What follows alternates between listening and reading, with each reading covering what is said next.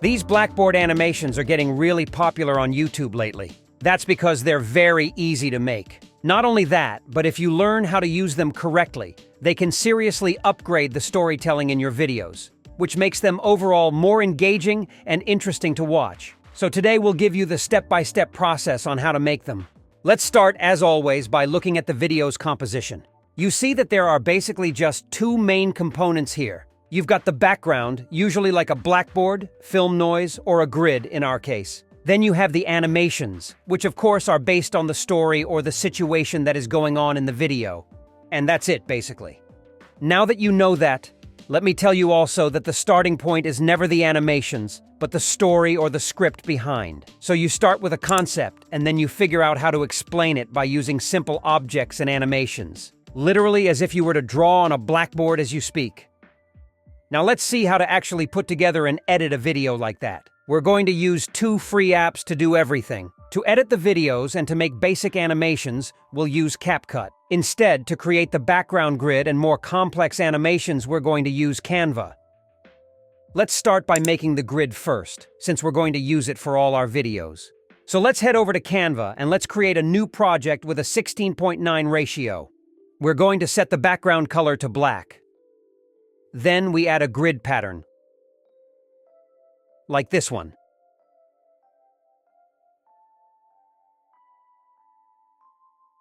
And the grid is ready.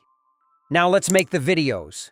We're going to make two different examples, one vertical, for a short, let's say, and the other one horizontal. Let's start with the first one then. So let's go over to CapCut and create a new project. Let's import the grid and add it to the timeline. Now set the project ratio to 9:16 and turn the grid vertically. Select the clip, go to Adjustment, and add a vignette effect. Also, turn the blending down, so it's darker. Like that, we have our background set. Now, the concept here is a sort of timeline or progress bar that goes down from a start point to a finish point. We could go to Canva and get all these basic elements if we wanted to. In CapCut, however, we can make these simple animation just by using text in a more creative way. Let's add two dots and one line. Let's place them where we want. Rotate the line of 180 degrees and put it between the dots. Then right-click and hit Create Compound Clip. Using a compound clip allows us to treat these text elements like normal videos and images now, so we can do more things with them. Let's add the entrance animation for the dots.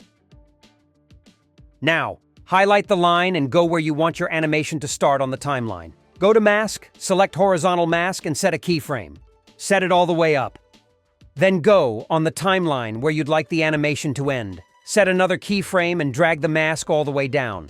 Now, if you've done all the things correctly, when you press play, you should see the line going to one point to the other. Now we have to add a third point. That goes along with the line from start to finish. Let's just copy and paste one of the other dots.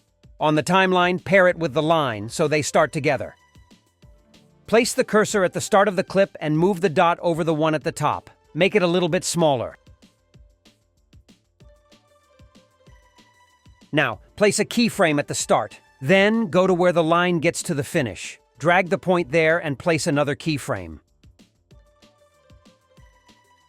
It will look something like this. Now let's add the text for start and finish.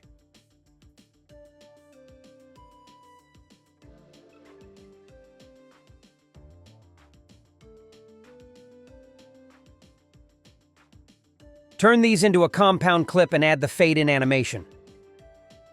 Let's see what we got.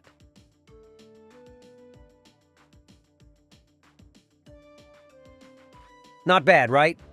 Now let's do the second one. Here we need a bouncing ball animation. This time, we're going to use Canva to get it. So, let's create a new video project and let's see what comes out if we search for bouncing ball in the Elements section. Like this one. Let's add it to the project and cut out the splash. Perfect. Make sure to turn the background color into green, purple, or something that's easy to cut out with contrast. Later, this will save us some headache. Now download the animation. Now, let's create a new project in CapCut and import both the ball animation and the grid. Let's add the grid to the timeline and set the vignette effect and the blending like we did for the other one. This time, we're going to keep the video horizontal with the default 16:9 ratio. Now the idea here is to make the ball bounce on a floor line, going from one side of the screen to the other. So, let's start by adding a line for the floor. We're going to use text, again, with the trick that we showed you earlier. Let's type underscore a few times. Place it at the bottom. Adjust the size a bit. Perfect. Set the compound clip. Now let's use again the mask to animate the line. Same process as before. Pick the horizontal mask, set a keyframe at the start, adjust, place the keyframe at the end, adjust. Now let's add the ball. To remove the background, highlight the clip, go to its properties, and click Remove BG. Check Chroma key and pick the background color. And that's it. Let's fix the size a little bit, so the ball bounces on the line perfectly.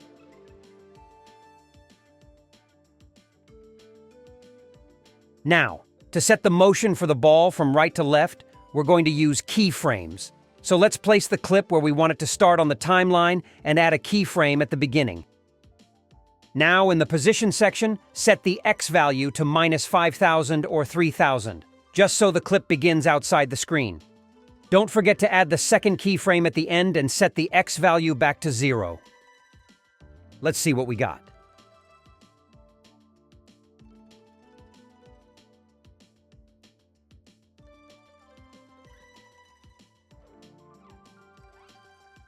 Not bad, right?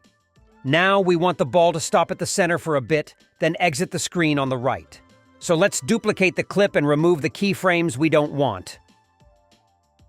Drag the last keyframe to the clip's start, then place another two. One where you want the ball to start moving, and the other at the end. On this last one, set the X value to 3,000. We're almost there. Let's set the keyframe in the middle, exactly where the ball touches the line, so it moves just after the bounce and seems more natural. Let's see what we got.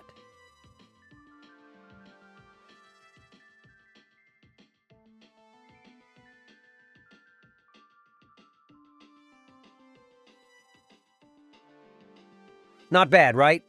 Now, with these two examples, you understand keyframes, masks, and some basic animation techniques.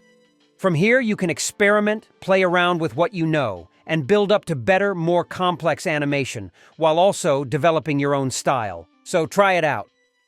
If there's a specific tutorial you'd like us to make, comment down below. If instead you'd like to learn something else today, check out this other video of ours.